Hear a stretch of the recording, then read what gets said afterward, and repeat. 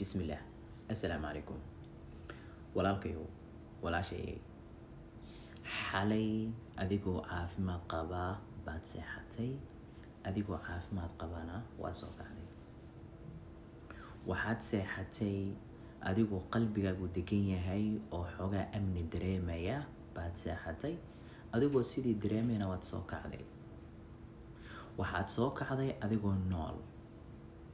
ma isweydiisay maxaad kaga duwan tahay dadkan kula midka ah?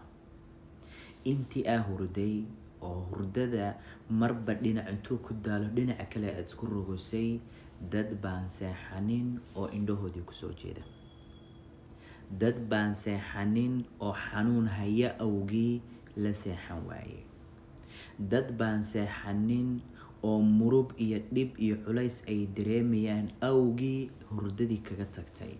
adiguna khuuradaadii waxaa laga yaabaa albaabka gurigaaga in laga maqlayo. waad seexatay, waxaad soo kacday adigoo caafimaad qaba. imise qof baa seexday oo aan caafimaad kusoo toosina xanuun lasoo booday oo sidaa dhakhtar lagu geeyey ama dhakhtarba loo waayo sariirtii xanuunkii la hurda. imise qof baa seexday oo intay seexdeen aan hurdadii kaba soo kicine meydkoodii loogu yimid iyagoo sariirtii kor saaran. ma isweydiisay su-aalaha maxaad kaga duwan tahay dadkaas?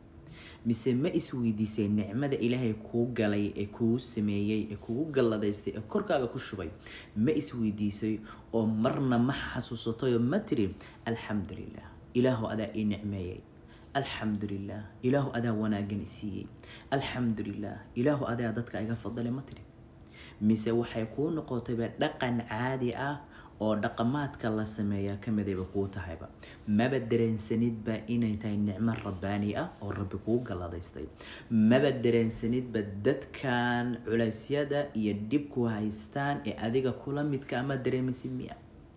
walaalkayow walaashayay, allah rabbi subxaanahu watacaala nicmada uu ina siiyey wuxuu waajib inooga dhigay inaan ugu shukrino. wuxuuna ina yidhi lain shakartum la asiidannakum. addoommahaygiiyow nicmada aan idin siiyey haddaad iigu shukridaan waan idin siyaadinayaa. maxaa inaga hortaagan inaan ilaahay nicmada uga shukrino? maxaa inoo diiday inaan nicmada ilaahay dareeno? maxaa inoo diiday inaan rabbi subxaanahu watacaala wanaagiisa iyo naxariista intaan dareeno aan sujuudu shukri la dhacno nirana alxamdulilah yaa rab. ilaahay u shukri, ilaahayna aan u noqono insha allah. wallahu li tawfiiq. asalaamu calaykum waraxmatullahi wabarakaatuh.